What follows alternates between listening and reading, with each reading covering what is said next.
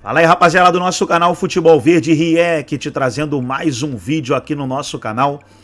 E nesse vídeo trazendo aí um corte do canal do YouTube da ESPN Brasil. Todos os créditos, direitos autorais e agradecimentos estarei deixando o link na descrição desse vídeo, onde os comentaristas debateram aí a partida entre Flamengo e Palmeiras, 1 a 1 no Maracanã. Gol do Flamengo marcado pelo Arrascaeta e o gol do Palmeiras marcado pelo jovem Luigi. Jogo equilibrado, Palmeiras teve um gol anulado, né, pelo VAR. Pulgar, na minha opinião, era para ser expulso. O juiz não deu vermelho, o VAR também não chamou. Mas segue o baile, segue os erros da arbitragem. Antes de soltar o vídeo, quero convidar você que ainda não é inscrito no nosso canal, se inscreva, ativa o sininho das notificações para você não perder nada. Tudo do Palmeiras, tudo do Verdão, você encontra aqui no nosso canal Futebol Verde React. Então vamos aí para o debate e daqui a pouco nós estaremos de volta. Me segue lá no Instagram, link na descrição do vídeo. A atitude do Palmeiras é de se elogiar. Jogando como visitante, aprendeu, assimilou que não dá para jogar contra o Flamengo só postado lá atrás, esperando uma bola. E o Abel soube evoluir também com as críticas que recebeu e a postura foi outra. Mas aquela atuação muito ruim que o Palmeiras não fez nada no primeiro jogo da Copa do Brasil foi uma exceção, falando-se desse Palmeiras dos últimos anos com o Abel Ferreira, porque ele costuma jogar bem fora de casa também, costumava. Mas nessa temporada, Abel, há também esse questionamento, né, da diferença do time no Allianz e fora de casa tem oscilado um pouco, o que é normal também, e muito do que aconteceu no jogo ontem foi condicionado pela tabela dos dois times. Uma tabela complicada. Tem Libertadores, Flamengo pega o Bolívar, Palmeiras pega o Botafogo, depois o Palmeiras tem clássico contra o São Paulo, o Flamengo tem clássico contra o Botafogo. Então não dava para ir também com força máxima. Mas o Flamengo foi com força máxima, não foi? E perdeu dois jogadores. Não vou dizer que foi por isso, mas o fato é que perde dois jogadores, né? O Everton, Cebolinha e o Vinha. E o Cebolinha, em 10 minutos, era o melhor jogador do time. Estava fazendo jogada individual pela esquerda, levando vantagem na velocidade.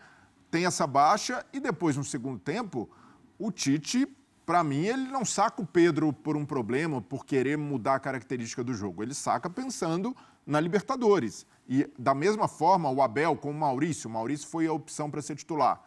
Está pensando em segurar o jogador, porque certamente vai ser utilizado no meio de semana contra o Botafogo, mesmo que comece na reserva. Então, eu não consigo dizer que os técnicos mexeram mal, justamente porque não estavam com foco total no Brasileiro. Se fosse esse o grande jogo da semana, ali disputa na parte de cima da tabela e tivesse uma semana para trabalhar de descanso, seria ali questionável tirar esses jogadores. Mas diante desse contexto, eu não atribuo um empate ou que uma das equipes deixou escapar a vitória por causa de mexida do treinador. Essas mexidas foram condicionadas pela tabela, pela semana pesada que eles têm.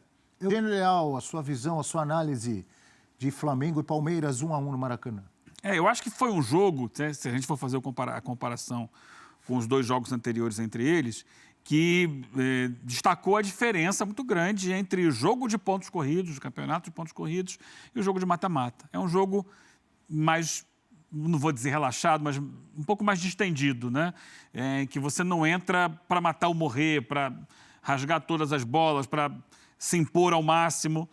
Começa pela escalação do Palmeiras, que é uma escalação claramente diferente do que seria o mais forte do time, poupando os jogadores muito mais do que o Flamengo, né? Poupando os jogadores pensando na Libertadores, tem um jogo duríssimo com o Botafogo já na quarta-feira. O Flamengo entra com força máxima, mas em algum momento do jogo também começa a tirar seus titulares para descansá-los pensando na Libertadores, que joga na quinta. Tem um dia a mais de descanso, né? O Flamengo joga com o Bolívar no próprio Maracanã. Isso faz o jogo ser um jogo mais equilibrado, com mais situações de gol para os dois lados, porque não se entra com a faca nos dentes. Essa é a grande diferença. Nos jogos da Copa do Brasil, os dois entraram, cada um na sua casa, com a faca nos dentes. E ontem não, ontem é ok, vamos jogar. E no final das contas, os discursos dos técnicos são simples guerra de narrativas. Cada um vai puxar a brasa para a sua sardinha. Não, porque o meu time merecia ganhar, o outro time merecia ganhar. Porque a arbitragem, eu até concordo, eu achei que merecia ser expulso o Pulgar pela agressão ao Richard Rios. E eu discordo do Tite, porque o meu conceito de bola aérea, bola parada, ele engloba todo o lance. Porque é o seguinte, quando você vai para um escanteio ou para uma falta ali nas proximidades da área, em que você desmonta a formação do seu time, por exemplo, o que acontece ali? Os zagueiros do Palmeiras viram atacantes. Os atacantes do Flamengo viram zagueiros. Ou seja, até aquela bola parar, seja por uma nova falta ou sair para a lateral, alguma coisa, a configuração do jogo está modificada. E até porque sai um escanteio na origem e há uma rebatida e o Flamengo não consegue ganhar a segunda bola. Sim. Aquela situação toda, no meu conceito, na minha forma de entender. Quem sou eu para querer desautorizar a leitura do Tite? Mas na minha leitura, que eu tenho certeza que é a leitura de muita gente, olha aí, a configuração do jogo aí continua diferente da configuração natural da bola rolando. Porque o rebote faz parte da jogada, do contexto da jogada, do escanteio. E na continuidade é outro cruzamento, outra bola aérea. Sim, é outro Não cruzamento. é parada, mas é. Mas é o contexto de que um time que está defendendo a sua área a partir de uma jogada de bola parada. E o Flamengo falha, porque o rebote faz parte dessa jogada. Ele está integrado, você vê que está o time todo do Flamengo ali. Então, quando ele sai para fazer a linha de impedimento, ele sai de forma descoordenada. Tanto que um jogador que sai atrás de todo mundo, que é o Vinha, dá permissão, dá condição legal ao Rony para fazer a cabeçada. Se o Vinha tivesse saído junto com todo mundo, e repito, isso faz parte do contexto da jogada de bola parada, o Palmeiras não teria feito gol, seria anulado. Até o Bandeira marcou o impedimento equivocadamente. O Vinha que dava condição. O Vinha que dava condição, porque ele não saiu. Saiu a defesa inteira, ele não saiu. E no que ele não sai, ele habilita o jogador do Palmeiras. Isso, repito, na minha concepção, faz parte do conceito. Não foi uma cabeçada direta no escanteio. Não foi, mas a segunda bola faz parte. E a gente já analisou aqui, o Abel, ano passado, os gols de escanteios que o Palmeiras fazia, e nem todos eles eram diretos. O Palmeiras tem sempre a preocupação de colocar alguém na entrada da área ali, ou para chutar direto no rebote, ou para recolocar a bola na área, aproveitando que aqueles jogadores mais altos estão todos ali posicionados ainda próximos daquela função. Dessa vez nem era o mais alto, mas um bom cabeceador como o Rony. Sim, alguém que estava muito ágil na jogada, Foi muito da agilidade dele de conseguir fazer o contrafluxo antes de todo mundo e fazer a cabeçada. E depois, ainda no rebote do Rossi, mérito do menino Luigi, que se antecipou e tocou para o fundo da rede. Foi um jogo equilibrado, Abel. Não tem essa de que o Flamengo acha que devia ter vencido, o Palmeiras acha que devia ter vencido. Cada um teve seus méritos, mas o fato é que foi um jogo menos estressado do que os dois da Copa do Brasil, pelo contexto do campeonato. Mas precisa reconhecer isso, Eugênio, do lado do Flamengo, que há um problema hoje, que é a bola aérea. Hoje o Flamengo tem um ponto fraco. É a bola aérea defensiva, que precisa ser trabalhada. Os jogadores precisam ter mais confiança, porque quando a bola é alçada na área do Flamengo, já se sabe que há uma insegurança. E é um número, é um percentual alto. O Tite ali contemporizou, mas o Flamengo sofreu mais de 70% dos gols no Campeonato Brasileiro de bola aérea. Então, mas aí eu vou... de 21 são 15. Eu vou tirar um pouco desse peso, porque quando você tem um percentual mais alto de gols sofridos por bola aérea, significa também que, com bola rolando, o adversário não está entrando na defesa. Sim. Então, assim, se você não está conseguindo furar a defesa por baixo, numa bola aérea acaba acontecendo. E não é uma média muito fora do que... Nisso aí o Tite tem razão, do que os outros times estão levando. Agora, ele tem coisas a corrigir, é fato. Talvez ele esteja ali um pouco protegendo o próprio filho, Porque, ao que consta, o responsável por bolas aéreas é o filho dele, o Matheus Bach. Mas é preciso ajustar. E contratou agora o Vinícius. O de ontem, claramente, foi um erro de posicionamento da própria defesa no rebote. E nesse intervalo, Eugênio, nesse momento da temporada em que se tem pouco tempo para treinar, quando você tira um jogador da defesa, como o Vinha entrou ali no segundo tempo, até o cara entender e ter um entrosamento ideal, isso tem desajuste. Então, e até não dá para treinar exaustivamente, porque o Tite, ele assume o risco ao fazer a linha de impedimento, que dá resultado. É uma maneira de se defender que na carreira do Tite ele sempre foi bem sucedido. Vários técnicos fazem isso. E é normal. 2 gols anulados contra o Palmeiras nos 2 últimos jogos de bola aérea por impedimento. O de ontem, alguma dúvida? Impedido. Para mim não precisava nem de linha ali, dava para ver que estava à frente. Para mim, idêntico ao lance do Allianz no meio de semana. Mesma coisa. Mas o ponto... Ali é que o Palmeiras tenta se antecipar um pouco. É o timing de sair um pouquinho antes, assume o risco e sai o impedimento. O Palmeiras é um time muito forte na bola aérea. É normal tomar gol de bola aérea do Palmeiras porque há do outro lado um treinador que trabalha bastante esse tipo de jogada.